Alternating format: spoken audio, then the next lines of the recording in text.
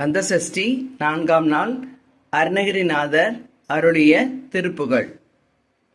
அபகார நிந்தை பற்குழலாதே, அபகார நிந்தை பற்குழலாதே, அறியாத வஞ்சரை குறியாதே, அபகார நிந்தை பற்குழலாதே, அறியாத வஞ்சரை குறியாதே, உபதேச மந்திர பொருளாலே, உபதேச மந்திர பொருளாலே, உனை நான் இணைந்தருள் பெறுவேனே, இபமா உகழ்ந்தன கிளையோனே, இமவான் மடல்தயுத்தமிபாலா,